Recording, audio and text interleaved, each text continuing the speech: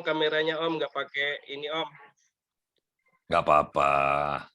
Jauh di gambar, dekat di hati. Subhanallah. Ya, semoga Om Bagus selalu sehat dan Amin, diberikan amin. keberkahan dan Amin, selalu amin. mentransfer ilmu kepada kita. Amin, amin. Ya, alhamdulillah Om. Ini sudah berapa jumlahnya nih? Tuh, hilang lagi kan. Tadi di atas 53 Om. Ya, Untuk yang ikut di Zoom ini artinya sudah 2,5 kelas Om. Masya Allah. Gitu ya. Dan masih terus bertambah gitu. Jadi ada kelas, biasanya kalau lagi kami ada kelas 10A, B, C begitu Om. Dan kemudian biasanya terakhir mengkerucut jadi satu kelas Om. Ya, siap. Baik, teman-teman semua yang selalu diberikan kesehatan dan semoga selalu berbahagia. Kita mulai pembelajaran kita kali ini terusan di Kahfi, di motivasi tafsir Al-Quran, tafsir motivasi, begitu, mohon maaf, di tafsir motivasi, dan ini pertemuan yang ke-6, alhamdulillah sudah 6 kali pertemuan. Baik, untuk tidak memperpanjang waktu, kepada guru sehat kami, Om Bagus, dipersilahkan. Baik, terima kasih Bang Ijul. Bismillahirrahmanirrahim. Assalamualaikum warahmatullahi wabarakatuh. Alhamdulillahirrahmanirrahim. Puji syukur kita panjatkan kehadirat Allah Subhanahu wa taala. Sholawat kepada baginda Nabi besar Muhammad sallallahu alaihi wasallam.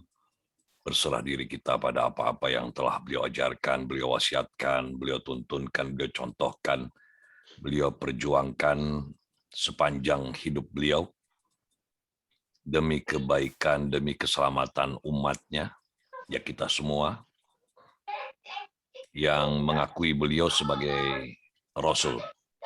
Ya, mohon berkenan masing-masing yang kuliah untuk mengontrol mic. Ya, kalau sudah Om Bagus bicara, sebaiknya mic-nya dimatikan supaya tidak berisik, karena suara Anda bukan hanya ke tempat saya, tapi ke seluruh tempat teman-teman. Apalagi kita kajian tafsir motivasi ini bersifat nasional, bahkan internasional. Ada saudara kita dari Jeddah, ada Ustadz Azman, ada dari Pekanbaru, ada dari Makassar, ya cukup lebar. Nah, itu terbentang jarak yang begitu jauh, sehingga masing-masing kita bertanggung jawab untuk bisa menjaga stabilitas audio. Ya, ada juga di Aceh, itu Ustadz Hendra. Semoga dengan terjaganya suara-suara ini, maka tersampaikanlah apa yang harus disampaikan, tersampaikanlah apa yang Allah ingin kita ketahui, tanpa ada dari kita sendiri yang merusak audio itu. Saudara-saudara sekalian yang dirahmati Allah Subhanahu wa taala, pertama-tama Om Bagus mohon maaf karena agak terlambat masuk, dikarenakan seharian ini memang hampir saja kajian kita ini diundur minggu depan, dikarenakan Om Bagus ini mulai kemarin sudah berada di puncak untuk mengurusi pernikahan angkatan 15 yang merupakan asisten Om, yaitu Priok. Ya. Jadi Om Bagus itu sudah di Bogor sejak kemarin, dan tadi sepulang dari akad nikah, Dewan Wali dan beberapa orang Setjen Kahfi, ya, itu kita sempat meninjau rencana markasnya Kahfi, ya, kampus, ya, yang insya Allah kita akan niatkan bersama-sama untuk kita jadikan tempat mengabdi kepada Allah di seputar Bogor. Kita sempat lihat tanahnya yang rencananya kita mau eksekusi, kita mau minta sama Allah.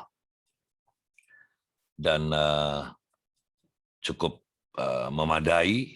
Ya, setelah itu kita mampir untuk melihat daripada anak keempat salah satu alumni KAFI yang menjadi Dewan Wali, yaitu Hambali. Ya, kita sempat menjenguk karena beberapa hari yang lalu telah lahir. Jadi kita sama-sama melihat ke sana.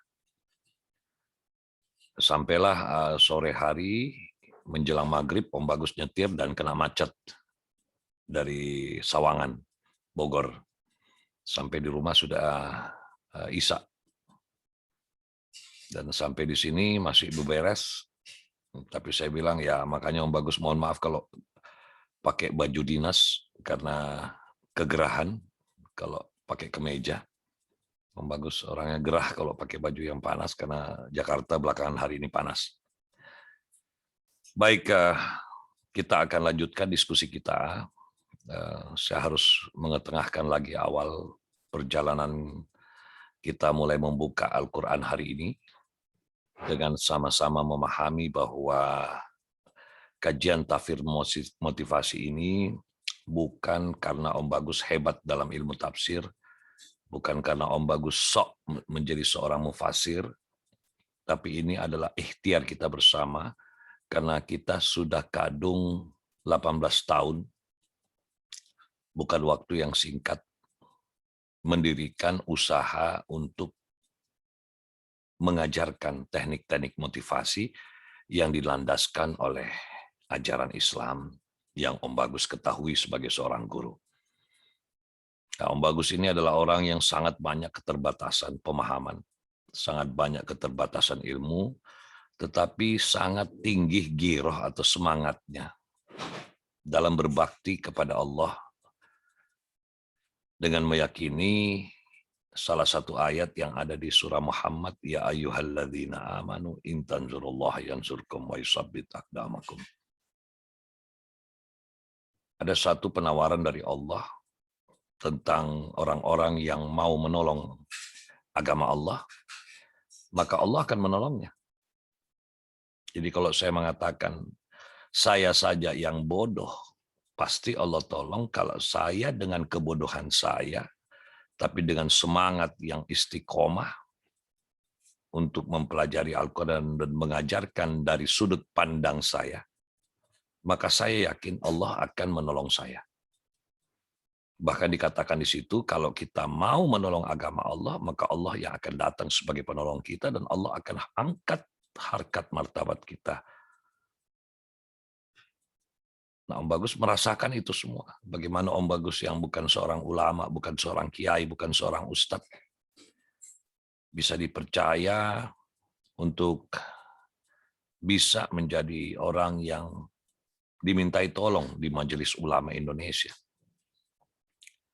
Berkiprah untuk memberikan pendidikan-pendidikan, menjalankan salah satu tanggung jawab besar Om di MUI DKI itu adalah harus menjalankan, membina, mengawasi proses pendidikan kader ulama untuk mempersiapkan ulama-ulama masa depan di Provinsi DKI ini.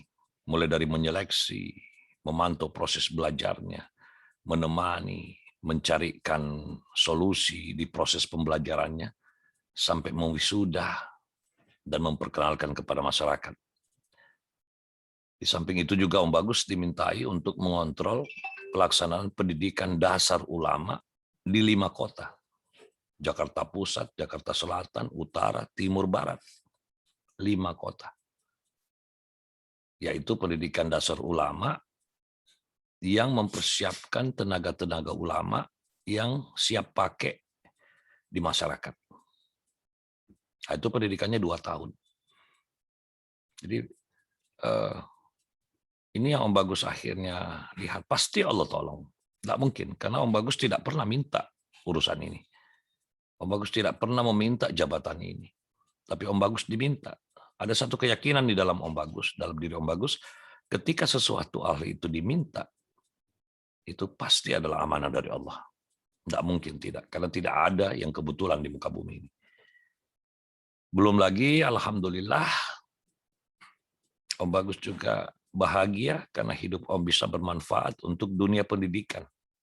Di Jakarta Selatan, setelah Om Bagus beberapa saat yang lalu telah dikukuhkan oleh Wali Kota Jakarta Selatan menjadi Ketua Dewan Pendidikan Jakarta Selatan. Hal ini semakin tampak peranan Kafi, pemikiran Kafi di dalam kehidupan. Nah, yang Om Bagus takutkan di dalam menjalankan usaha di Kafi ini, usaha di jalan Allah, adalah kalau Om Bagus melenceng daripada Al-Quran. Itulah yang Om Bagus paling takutkan dalam hidup Om. Oleh karena itu, supaya saya tidak melenceng dari agama, maka teknik-teknik motivasi yang Om Bagus kerjakan ini, Om Bagus terus berusaha agar semua itu dilandasi oleh Al-Quran dan hadis. Supaya kita selamat, supaya tidak ada fitnah. Walaupun Om Bagus tahu, tetap saja pasti akan ada fitnah. Karena di muka bumi ini, di samping ada malaikat, ada setan. Ada orang munafik, ada orang fasik, ada pendendam, ada orang iri, ada orang dengki. Jadi saya tidak bisa dan tidak memiliki ilmu untuk mengcounter orang-orang yang seperti itu. Apalagi kita sama-sama tahu orang menyukai orang lain yang sama dengan dirinya. Jadi kalau memang orang itu sudah tidak suka sama kita, walaupun kebenaran itu yang kita ucapkan pasti akan dilawan.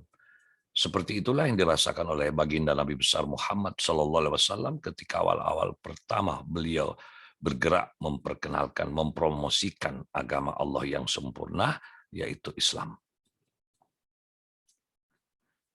Nah, saudara-saudaraku yang dirahmati Allah Subhanahu wa taala, oleh karena itu satu kata kunci yang bisa kita bangun untuk kebersamaan kajian ini adalah tafsir motivasi itu juga bisa diartikan bagaimana kita memotivasi diri kita dengan menafsirkan Al-Quran.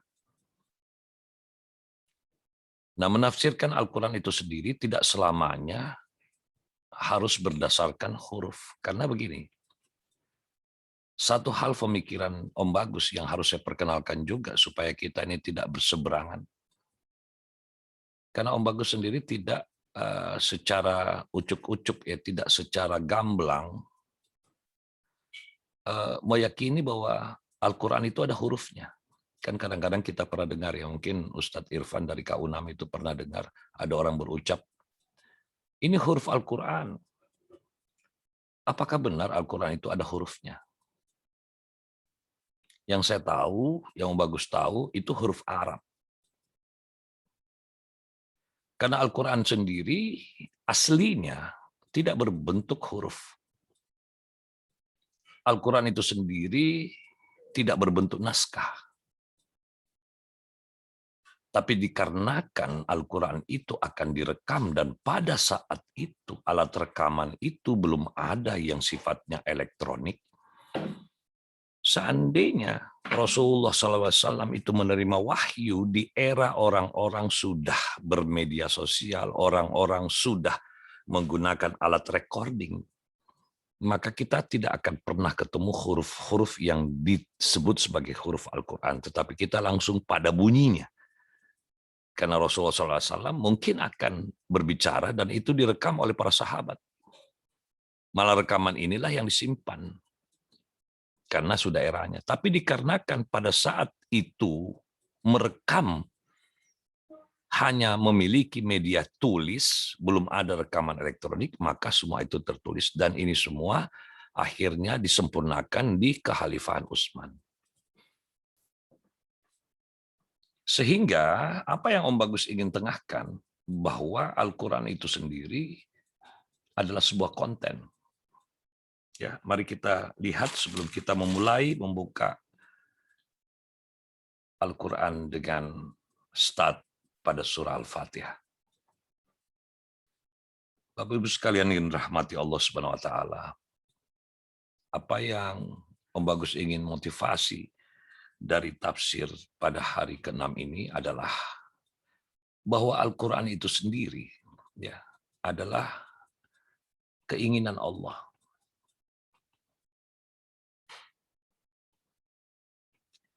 Yang Allah ingin kita itu paham.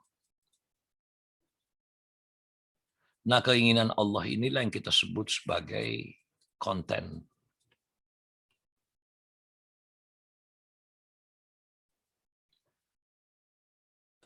Tetapi tidak mungkin dong Allah menciptakan kita sebagai makhluk yang bisa memahami sesuatu tidak lewat wasilah. Karena Allah menciptakan manusia. Manusia itu makhluk sosial yang dia bersosialisasi, dia berkomunikasi menggunakan wasilah. Makanya dia memiliki suara, dia memiliki gerak, dia memiliki ekspresi mimik. Dan suara-suara itu membentuk kode-kode, dan kode-kode itulah yang kita sebut sebagai kata, di mana kata itu dirangkai berbentuk kalimat, kalimat itu dirangkai membentuk paragraf, dan paragraf itu membentuk bab, dan bab-bab itu membentuk satu kitab. Nah, di Kekhalifahan Utsman diselesaikanlah Al-Quran itu dan tertulis. Jadi konten ini untuk bisa dibaca ada alat rekamnya. Dan alat rekam itulah berbentuk tulisan.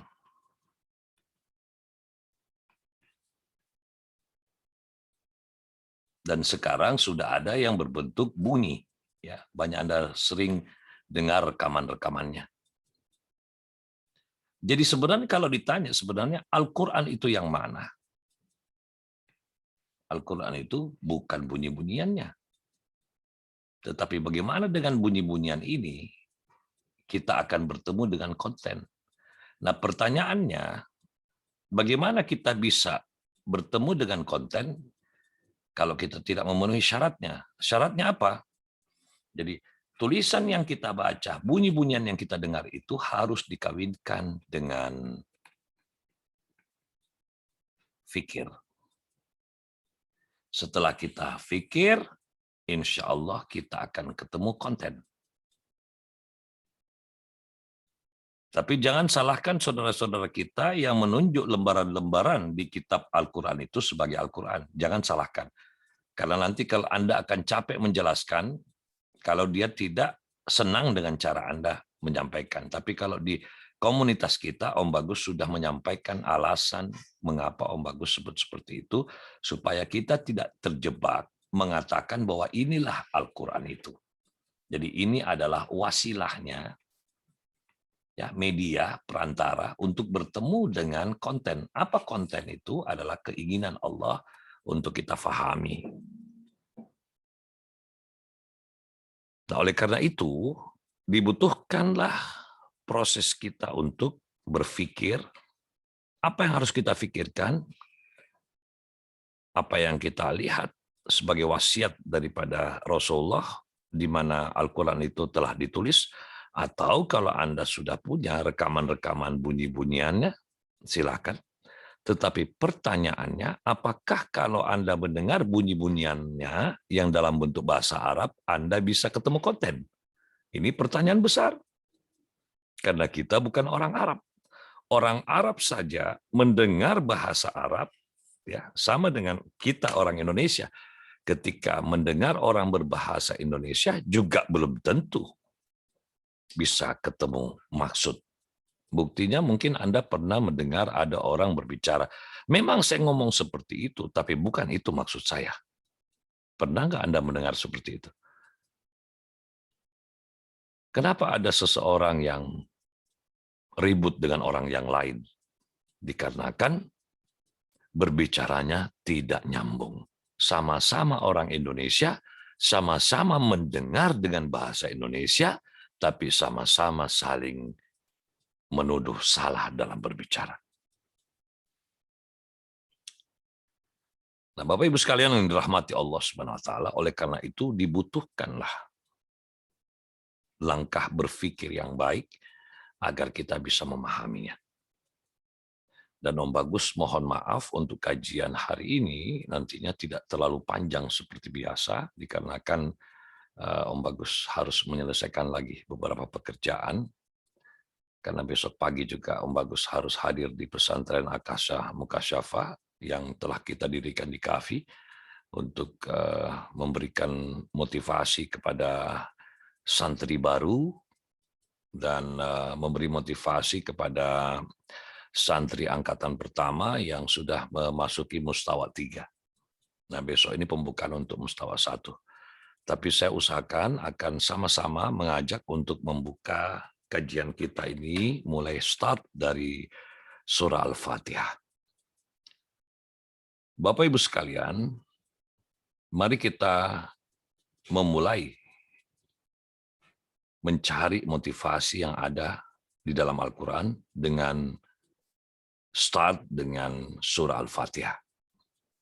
Surah Al-Fatihah, saya tidak mau mengajak berdebat dengan Anda tentang berapa jumlah ayat. Ada orang yang mengatakan ayatnya 7, ada yang mengatakan ayatnya 6, ya, karena dia tidak menghitung basmalah sebagai ayatnya. Ada yang menghitung walau-walam bisawab. Om Bagus mengajak saja untuk mengategorikannya menjadi 7. Bagi Anda yang menganggap 6, tidak usah kita berdebat, karena bukan itu tujuan kita. Kita ingin mencari motivasinya. Ya, jadi kita hitung mulai start dari basmalahnya. Oleh karena itu, mari kita juga mengawalinya dengan sama-sama merenungkan basmalah. Supaya kita faham, mulai besok basmalah kita itu sudah berubah ruhnya menjadi dahsyat. Ya. Bismillahirrahmanirrahim. Mari kita awali untuk mencari motivasi pada kata basmalah ini. Di dalam basmalah, kita sama-sama faham terjemahannya adalah dengan menyebut asma Allah yang Maha Pengasih lagi Maha Penyayang. Om Bagus pengen mengajak Anda semua untuk memahami mengapa pada basmalah itu diawali dengan kata dengan menyebut nama Allah. Kenapa start dengan kata dengan? Ya. Kalaupun Anda mencari kalimat-kalimat di dalam bahasa Indonesia, nyaris jarang ketemu kalimat yang diawali dengan kata dengan. Ya kan? Biasanya hal lain. Nah, ini awal Al-Quran itu sendiri dibuka dengan basmalah, di mana basmalah itu menganut arti dengan menyebut asma Allah yang Maha Pengasih lagi Maha Penyayang. Motivasinya apa, Om? Alam semesta ini ciptaannya siapa? Allah. Kita sama-sama paham. Dikatakan dalam ajaran Islam, kemanapun kau arahkan pandanganmu, maka kau akan lihat wajah Tuhan. Kita kenal ada ayat juga yang berbunyi, La maujuda illallah. Sebenarnya tidak ada yang berwujud di muka bumi ini, selain itu adalah wujudnya Allah.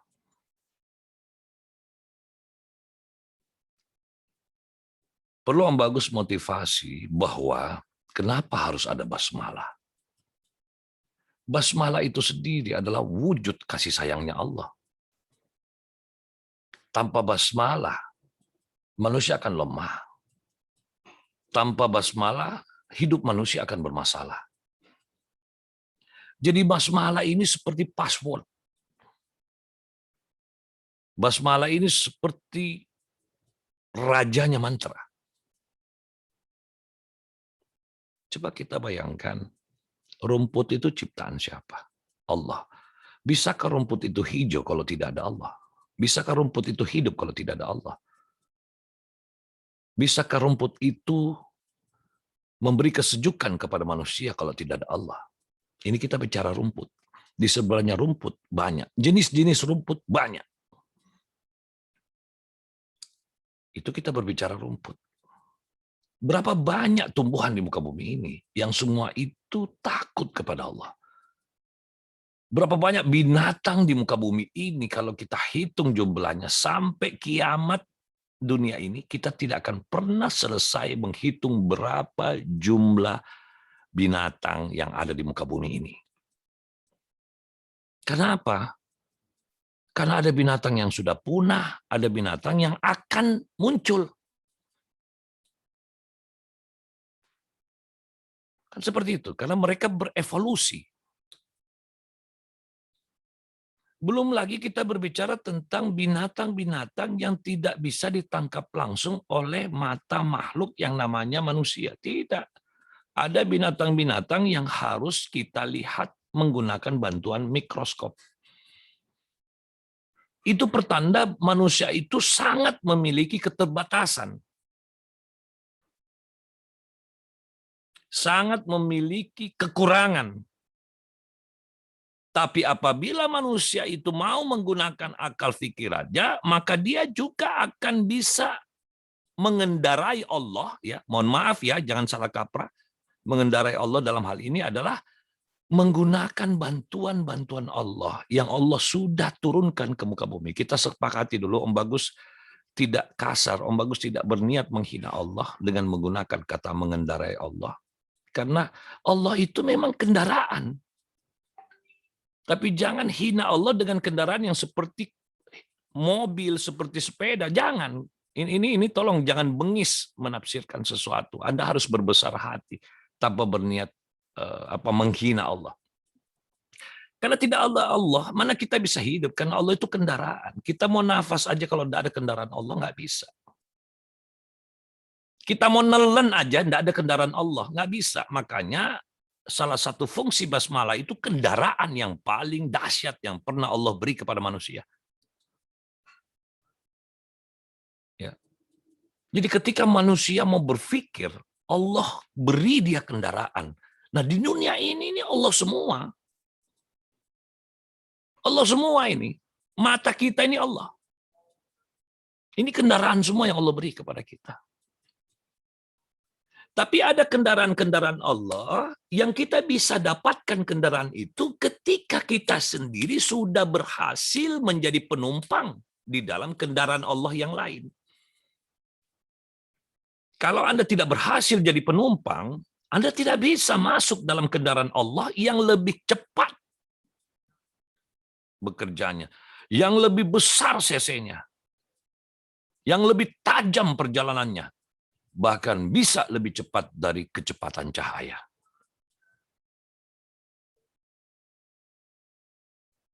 Ini harus kita pahami. Apa itu, Om?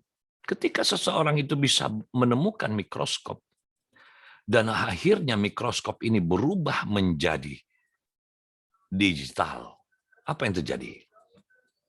Kita bisa melihat virus-virus. Kita bisa melihat pergerakannya. Bahkan virus-virus yang sangat kecil itu bisa dipelajari. Coba bayangkan. Kebayang nggak sih? Di dalam darah kita itu banyak sekali elemen-elemen. Tapi kita tidak bisa baca karena kita ini tidak punya ilmunya. Coba orang-orang yang bekerja sebagai analisis. Makanya ketika dokter ingin mengetahui Anda itu punya sakit apa, Anda harus cari orang-orang yang menggunakan akal pikirannya untuk bisa menembus dimensi itu. Anda harus datang ke lab, periksa darah. Tapi karena alat periksa darah sekarang sudah bukan lagi manual, maka langsung keluar dia punya data. Oh, Anda punya diabetes, unsur asam urat Anda sekian. Anda punya kadar asamnya gini, asam urat sekian. Anda punya kolesterol. Oh, kolesterol pun dibagi kolesterol itu. Ada kolesterol yang jahat, ada kolesterol. Masya Allah. Itu yang saya bilang bisa menembus dimensi. Belum lagi di muka bumi ini ada frekuensi. Di muka bumi ini ada frekuensi. Bukti kebenaran adanya frekuensi, Anda bisa mendengar suara Om, dan Anda bisa melihat gambar Om sekarang dari tempat Anda. Betul tidak? Coba kalau tidak ada frekuensi, nggak bisa. Nah pertanyaan Om, siapa frekuensi itu? Ya Allah sendiri. Belum lagi frekuensi itu ada, di dalam frekuensi itu sendiri ada frekuensi lain yang masuk dalam fakultas keberkahan. Saya kasih contoh. Apakah ketika Om Bagus berbicara, Ibu Listiawati ini dengar suara Om? Dengar Om. Pertanyaannya, apakah dia paham apa yang Om Bagus bicarakan? seberapa dalam dia paham. Itu juga frekuensi, di dalam frekuensi. Ada lagi, Om Bagus bicara seperti ini, mungkin alumni motivator, sorry, itu dengar suara Om. Dia mengerti. Tapi seberapa dalamkah pengertiannya sorry? Itu ada frekuensinya. Yang berikut, kedalaman frekuensi ini bisa bertahan berapa lama di dalam otaknya dan pemikirannya. Itu juga ada frekuensinya. Mau bilang apa? Belum lagi frekuensi-frekuensi yang berkenaan dengan ridho Allah. Contoh, sorry berhasil masuk di dalam frekuensi itu. Tapi Allah kasih keberkahan lagi, yaitu tiba-tiba pemahaman dia dipertemukan dengan data lamanya. Allah datangkanlah yang disebut dengan petunjuk, lalu sorry mengatakan, saya jadi tiba-tiba ingat. Pertanyaan Om, siapa yang ingatkan sorry? Sebuah frekuensi. Di mana frekuensi itu sudah ada sejak Allah ciptakan dunia ini. Dan Allah itu jangan dibayangkan adalah zat yang maha sibuk mengurusi kita semua, tanda petik ya. Emang kita siapa diurusi sama Allah? Bukan saya mengartikan Allah itu tidak bisa maha mengurusi. Dia maha mengurusi, tapi jangan kita GR. Allah yang ngurusi kita. Oh, hati-hati. Allah punya mekanisme. Sama dengan, jangankan Allah sebagai Tuhan. Presiden saja. Emang mau ngurusi KTP? Tidak. Dia punya perwakilan-perwakilan. Ada perwakilan di tingkat provinsi, ada perwakilan di tingkat kota madya, ada perwakilan di tingkat kecamatan, ada perwakilan di tingkat kelurahan. Apalagi Allah yang merupakan Malikul Mulk, raja di raja. Dia punya perwakilan dan itu semua dirinya. Makanya jangan heran ketika Anda membaca Al-Quran, Anda sering mendengar kata kami, kami, kami. Karena Allah pengen menjelaskan tentang dirinya dan bala tentaranya. Kan banyak itu pernah orang komplain sama Om juga. Om Bagus, kenapa Allah menggunakan kata saya dan ada kata kami? Saya bilang Allah sedang menselaraskan dirinya kepada hambanya yang maha bodoh. Sementara Allah itu maha pintar. Sehingga dia menggunakan bahasa hambanya karena hambanya sering mengatakan dirinya saya dan kami. Ketika Allah mengatakan kami berarti dia berbicara tentang dirinya yang maha sempurna manajemennya. Tapi ketika Allah katakan kata aku, Allah sedang memamerkan kedahsyatan. Dia tidak bergantung kepada siapa-siapa. Nah, ini harus kita pahami. Kalau tidak kita bingung, kenapa Allah kadang-kadang menggunakan kata kami? Kenapa Allah kadang-kadang menggunakan kata aku? Ya, dan seterusnya. Nah, setelah memahami bahwa dunia dan seisinya ini ada banyak perangkat karena kita ini tidak memahami, kita tidak menguasai semua ilmu, kita tidak tahu ilmu fisika, kita belum berbicara tentang sinar. Bahwa sinar itu juga ada frekuensinya.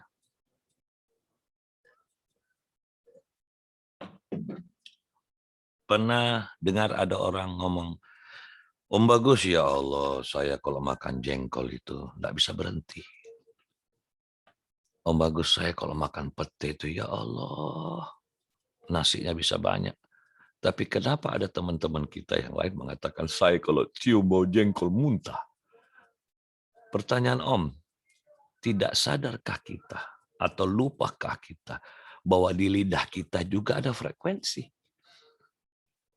Kita orang Ambon suka makan apa? Orang Manado suka makan apa? Orang Makassar suka makan apa? Orang Sunda suka makan apa? Orang Afrika suka makan apa? Orang Eropa suka makan apa? Orang Arab suka makan apa? Semua itu berdasarkan frekuensi yang Allah ridho terletak pada lidah setiap wilayah geografis. Coba, pernah nggak kita pikirkan? Kenapa Mbak Yi suka warna biru? Kenapa Mbak Li suka warna hijau? Kenapa Ustadz Rizkon suka warna merah? Ternyata pantulan cahaya juga ada frekuensinya. Nah, apa yang Om Bagus ingin jelaskan? Frekuensi-frekuensi ini sangat takut kepada Allah. Sangat patuh kepada Allah. Tidak ada rumus membantah. Nggak usah jauh-jauh deh, saya tambahin lagi supaya mekar nih otak kita. Di tubuh kita itu ada berapa sih elemen? Tidak bisa kita hitung. Di dalam usus kita aja itu ada berapa elemen? Jangan sepelekan itu yang disebut dengan air liur. Air liur itu jangan coba-coba Anda sepelekan. Karena tanpa air liur Anda tidak tahu mangga ini kecut atau manis. Tanpa air liur Anda tidak tahu gula itu manis atau pahit. Pertanyaan Om, bisakah Anda menciptakan air liur? Jangan usah makanan deh. Bisakah Anda ciptakan air liur kalau Anda mampu? Tempeleng Om. Kita cuma tahu masukkan air di dalam mulut kita, sebentar lagi dia akan jadi air liur. Kalau kau tidak percaya, masukkanlah kecap di dalam mulutmu, lalu minumlah kopi. Rusak rasanya kopi. Tapi kenapa kalau air liur, apa yang kau masukkan ke dalam mulutmu, maka kau akan rasakan rasa sejatinya. Sebagaimana sejatinya Allah ciptakan rasa itu.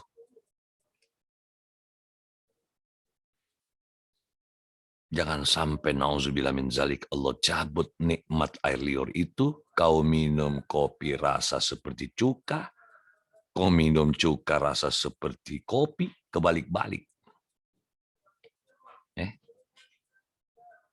Betapa sedihnya ketika Allah cabut itu air liur di dalam mulut kita, sampai-sampai semua hal yang kita makan rasanya hambar. Mau? Mau? Makan bakso, makan semur, makan rendang, makan kare, semua rasanya sama. Mau? Nah, kalau Anda tidak mau, saya pengen mengajak Anda untuk mensyukuri betapa manusia itu bahagia telah diberi basmalah oleh Tuhannya. Apa itu basmalah? Basmalah itu adalah doa, basmalah itu adalah kesaksian. Ya. Basmalah itu adalah sumpah, basmalah itu adalah kesadaran bahwa semua yang aku kerjakan mengikuti perjalanan waktu itu menyertakan asmamu ya Allah. Di mana saya tidak hanya menyertakan asmamu, saya hanya menyertakan asmamu dan juga menyatakan siapa dirimu. Dengan menyebut nama Allah yang Maha Pengasih lagi Maha Penyayang. Jadi kita tidak hanya membuat pernyataan. Jadi rugilah orang-orang yang tidak memanfaatkan basmalah dalam hidupnya. Mau melangkah basmalah. Pertanyaan Om. Bisa Anda hitung hari ini Anda melangkah berapa langkah? Bisa ada satu orang di sini. Kalau ada yang bisa menghitung berapa langkah yang dia sudah langkahkan kakinya dari pagi sampai Anda duduk di sini, laporkan sama Om, tempeleng muka Om, ludahin Om. Tapi yang saya mau pastikan, apakah setiap langkahmu itu ada basmalah di dalamnya? Tolong dijawab. Pertanyaan Om kepada Anda, mulai dari subuh tadi, sudah berapa detik kita lalui? Apakah setiap pergantian waktu kita bersama asma Allah? Kadang-kadang kita makan saja, memulainya saja menggunakan basmalah. Selanjutnya kita sudah lupa mensyukuri nikmat Allah. Karena ketika Anda mengunyah saja, Anda harus mensyukuri itu gigi. Kalau Anda tidak mensyukuri gigi, nanti kamu akan tahu ketika kau sudah berurusan dengan dokter gigi. Betapa gigi itu ternyata Allah jaga dengan asmanya. Dan Allah tunjukkan gigi itu bentuk kasih sayang Allah. Saya tidak bisa bayangkan kalau Anda sekarang sudah tidak punya gigi. Enak makan bakso. Sorry. Hah? Saya tidak bisa bayangkan kalau Anda tidak punya gigi, enak makan kerupuk? Enak makan ikan?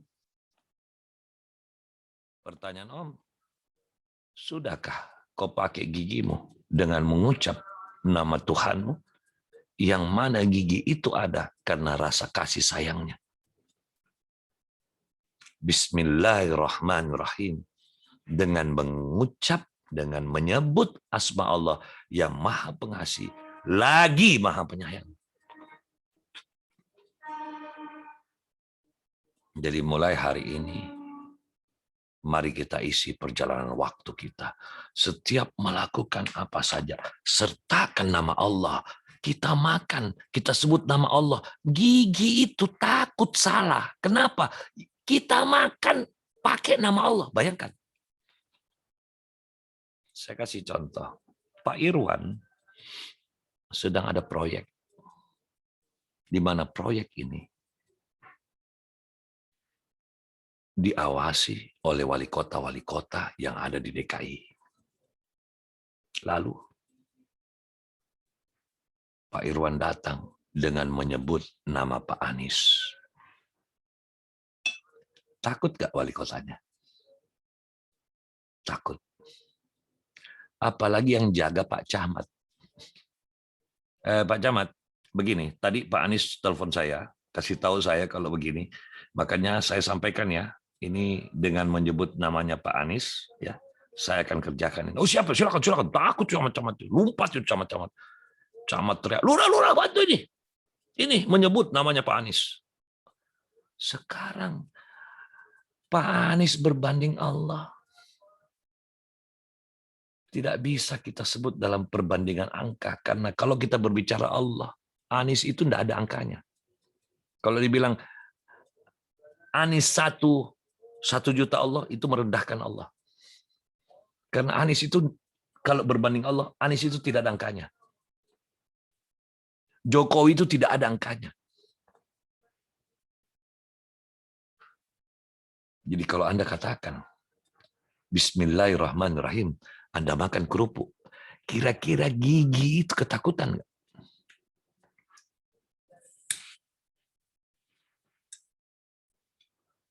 Kira-kira gigi itu ketakutan nggak? Kira-kira air liur itu ketakutan nggak? Lalu Anda telan, kira-kira kerongkongan takut nggak? Ketika Anda telan di dada Anda lewat tuh makanan, dada Anda takut nggak sama Allah?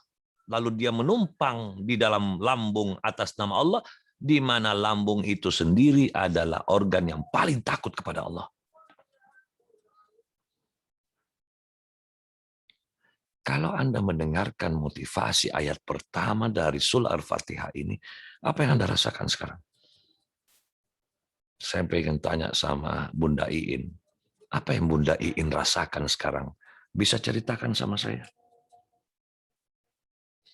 Atau adakah hal yang Bunda Iin pengen sampaikan setelah mendengarkan penjelasan tentang tafsir motivasi? Kita baru start dari ayat pertama di dalam Al-Quran, yaitu basmalah. Silakan Bunda Iin.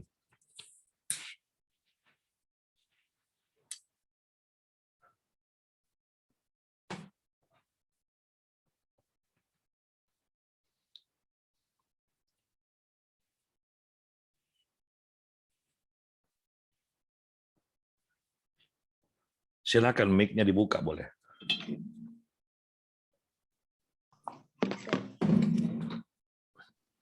Silakan Bunda. Apa yang ingin Anda sampaikan atau terbesit apa di kepala Anda? Apa ya gemetar, rasa takut, rasa gemetar, Okay. ya banyak lah, nggak karuan gitu. Terima kasih.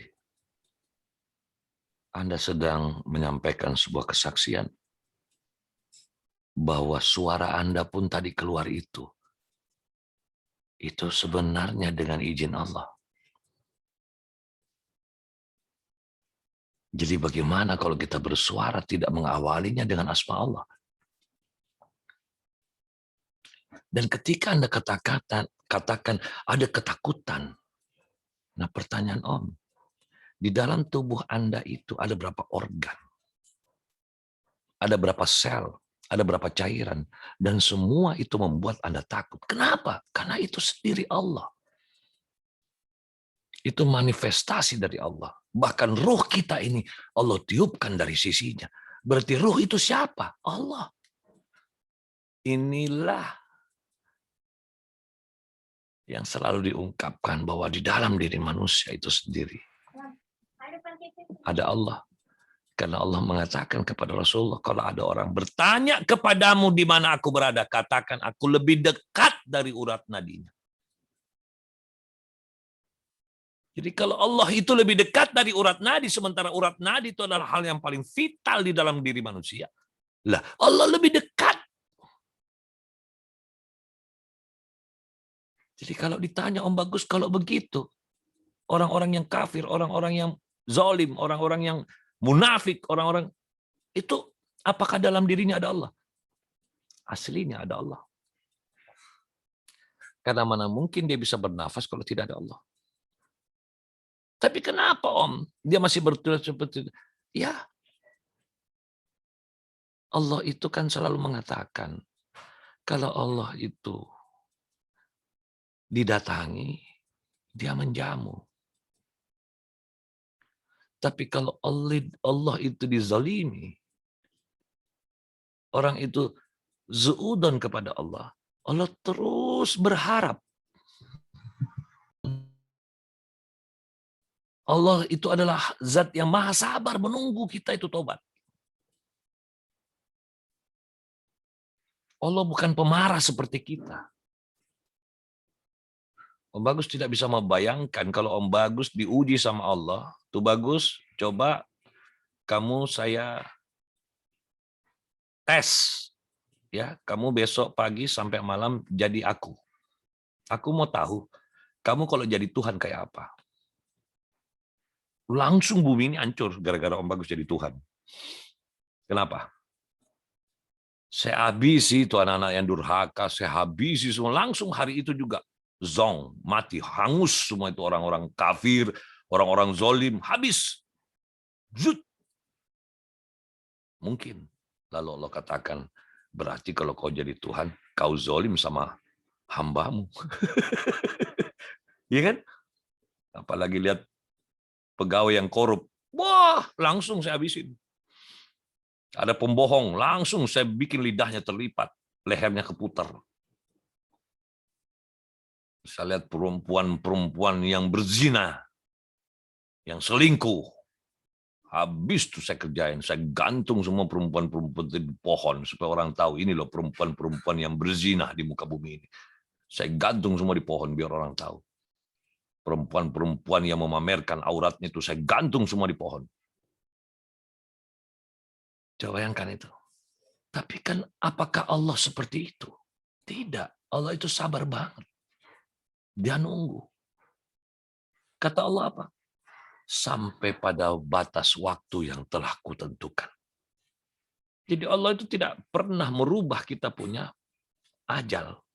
Karena Allah sudah tentukan. Kita lahir itu Allah sudah tentukan mati kita kapan.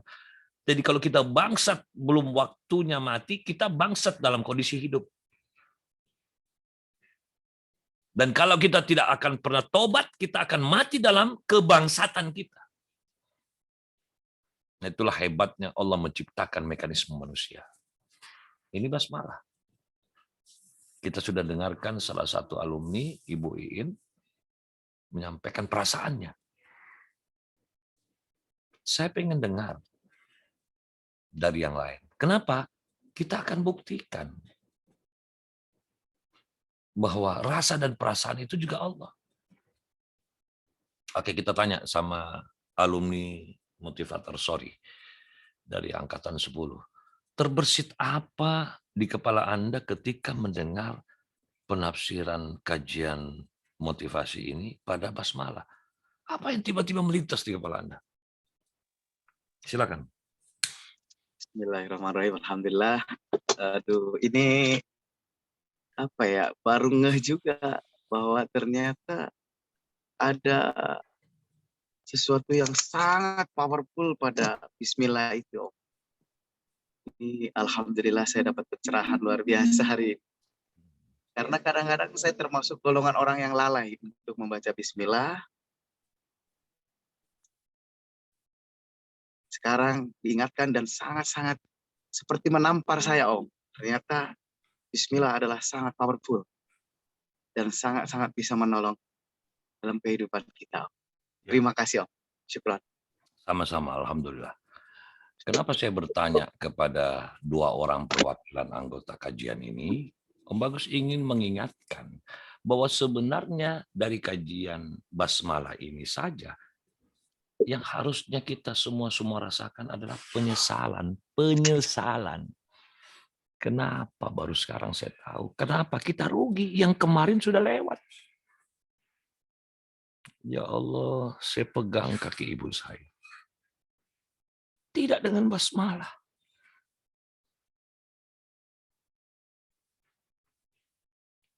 Ya Allah, saya minum tidak dengan basmalah.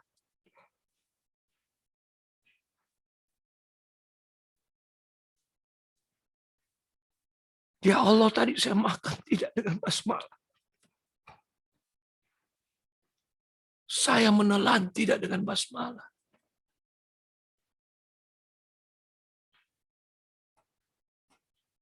Bahkan hal-hal besar dalam hidup kita tidak awali dengan basmalah. Betapa ruginya kita.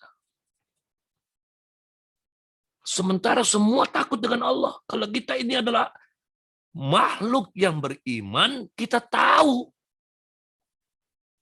Allah segalanya. Allah raja di raja. Kalau kita merujuk kepada asma Allah saja yang 99.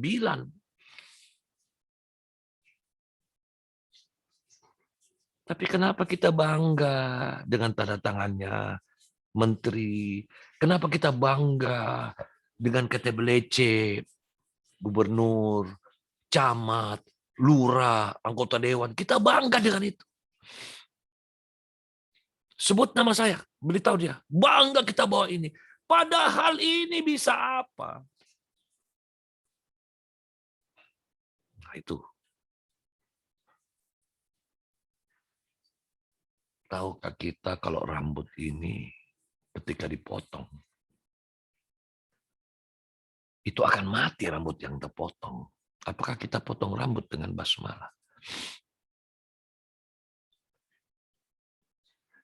Sadarkah kita ketika kayu itu setelah ditebang, kita pikir dia sudah mati? Oh tidak. Terus bagaimana dengan kayu yang kita pisahkan, kita potong dengan gergaji, tidak menyebut asma Allah? Ini kayunya siapa? Jangan kau merasa gara-gara sudah beli, kau merasa milikmu. Manusia itu tidak memiliki apa-apa. Dia datang kosong, telanjang. Dia pulang juga telanjang. Syukur-syukur dibolehkan pakai kain kafan. Tapi kenapa kita sombong di muka bumi ini?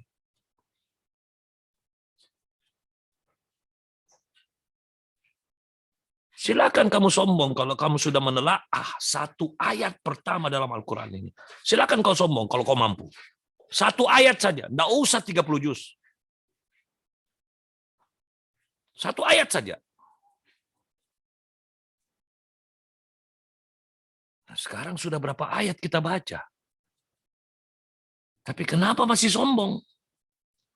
Kenapa masih pelit? Kenapa masih egois? Kenapa masih munafik? Kenapa masih fasik? Kenapa masih bohong?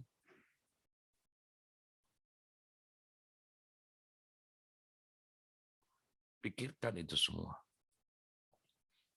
Jadi mari kita rubah hidup kita. mulai hari ini, dengan kesadaran ilmu ini, jangan biarkan ada satu aktivitas di muka bumi ini yang kita tidak sebut asmanya. Termasuk ya ibu-ibu mau potong rumput. Sebut asma Allah, ya Allah, aku mohon maaf, gara-gara inginnya ini aku rapi, aku harus memisahkan daun-daun ini dengan tubuhnya. Karena aku takut sekali ketika engkau pisahkan aku dengan orang-orang yang aku cintai. Dan aku tidak berniat itu. Semata-mata aku hanya ingin ikut campur dalam memperbaiki. Walaupun aku tahu ketika aku memotong pohon rumput ini, belum tentu dia lebih baik. Karena engkaulah yang maha mengetahui kebaikan itu. Maka ampunilah aku dan izinkan aku tetap menggunakan asmamu. Bismillahirrahmanirrahim.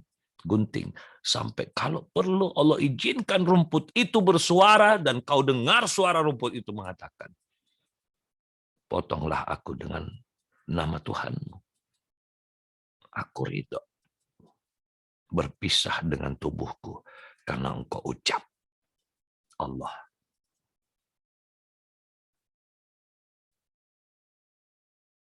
Gunting kuku.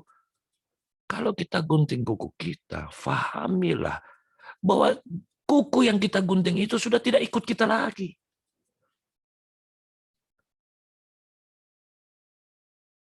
Kalau boleh Om Bagus mengajak Anda untuk mendengar suaranya kuku yang kita gunting itu. Yang kemarin dia adalah bahagian daripada tubuh kita. Nah kalau kita dihina, kita marah. Sementara kuku itu kita potong, kita berpisah dengannya. Tanpa berucap asma Allah. Begitu pula daki kita. Kita selalu menghina daki itu. Kita lupa daki itu sudah melindungi tubuh kita selama berapa saat. Lalu dia harus dikorbankan bertemu dengan debu. Dia menggumpal atas nama Allah. Dia bekerja.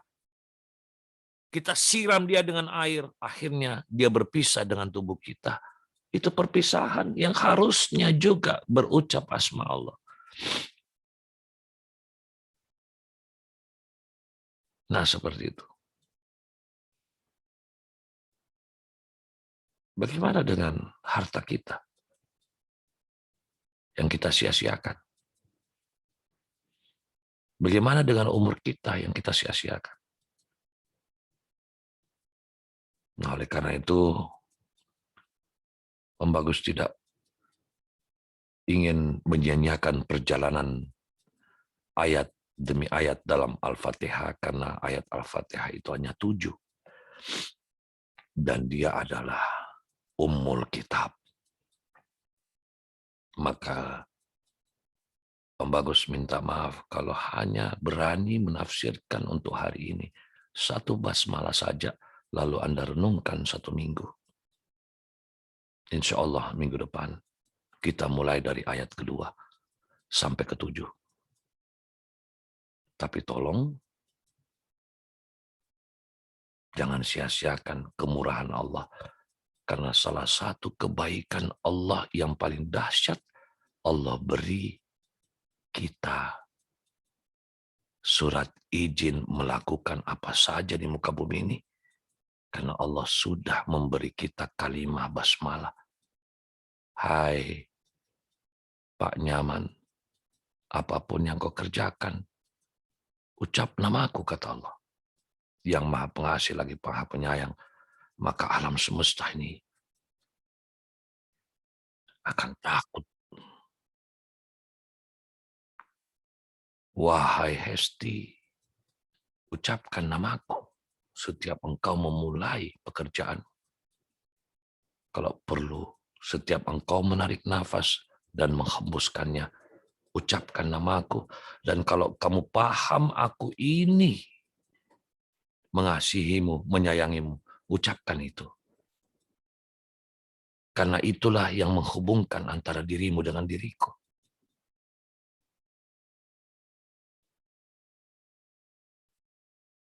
Ya seperti kita sedang menelpon Allah. Bismillahirrahmanirrahim. Allah langsung jaga. Kebesaran Allah bekerja. Tanpa harus kita tanya, mana aku nggak rasa apa-apa. Kalau Anda mengatakan, mana aku nggak rasa apa-apa, mungkin kita itu sudah hidup di luar frekuensi Allah. Nauzubillah min dzalik. Tapi bagi hamba-hamba Allah yang dimotivasi dengan basmalah, masih bisa merasakan sedih, takut, berdebar. Anda sedang berada di frekuensi Allah. Ketika Anda merasakan seperti orang yang tiba-tiba sesak napas, Anda sedang ditarik dalam pergerakan dimensi frekuensi Allah yang tidak mampu kita lihat. Dan kita juga tidak tahu siapa di antara kita yang sekarang ini ketika menggunakan bahasa Allah, bahasa manusia, dia seperti dipeluk oleh Tuhannya. Dia seperti dibelai oleh Tuhannya. Dia seperti dibujuk-bujuk oleh Tuhannya. Kita tidak tahu. Karena kita terus mencari, ya Allah, sosok Allah itu kayak apa sih? Sementara kita penuh dengan kebodohan. Masih selalu menganggap Allah itu seperti makhluk yang punya tangan. Punya mata yang seperti kita, punya hidung. Emang Allah itu bernafas? Emang Allah melihat harus bantuan mata? Berarti dia bukan Tuhan. Kenapa manusia menggunakan mata? Karena dia makhluk. Allah tidak membutuhkan mata untuk melihat. Allah tidak membutuhkan telinga untuk mendengar. Yang butuh telinga itu kita.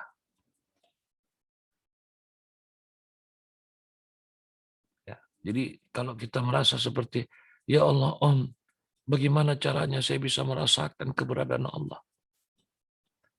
Saya katakan, tidak usah kau cari kitabnya. Karena secara Al-Furqan saja, tubuh kita ini saja sudah bisa mengajari kita tentang siapa Allah. Tapi kenapa kita tidak bisa merasakannya? Itulah kebodohan kita. Itulah kesombongan. Itulah kekotoran kita. Karena Allah itu zat yang maha suci. Bagaimana kita bisa memikirkannya kalau kita tidak hidup di alam kesucian? Atau tidak mensucikan diri. Ya. Jadi saya mohon luangkan waktu 1 minggu ini. Mulai start malam ini. Mumpung ini malam minggu. Renungkan tentang perjalanan hidup Anda. Kenapa Allah memberi kita SIM dan kita tidak pernah mau pakai SIM itu? Padahal kita tahu kalau urusan mengendarai saja, betapa percaya dirinya kita kalau kita sudah mengantongi SIM A, SIM C. Padahal itu hanya untuk urusan berkendara. Sementara SIM-nya Allah itu untuk semua urusan di muka bumi ini.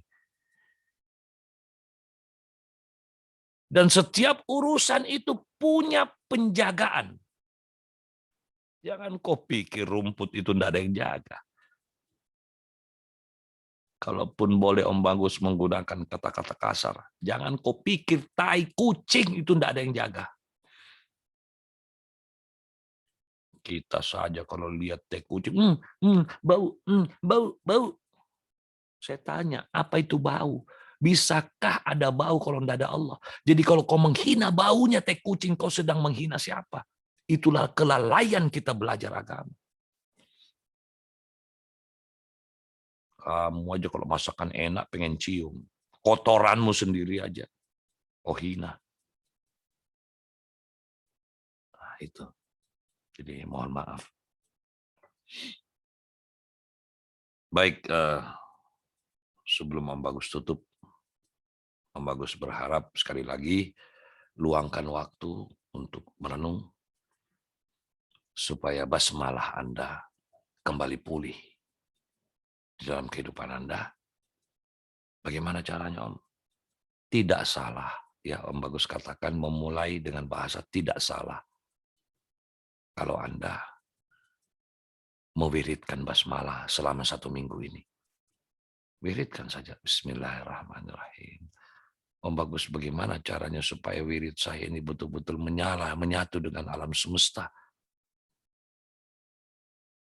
Wiridkanlah sambil mengingat semua kebaikan-kebaikan Allah.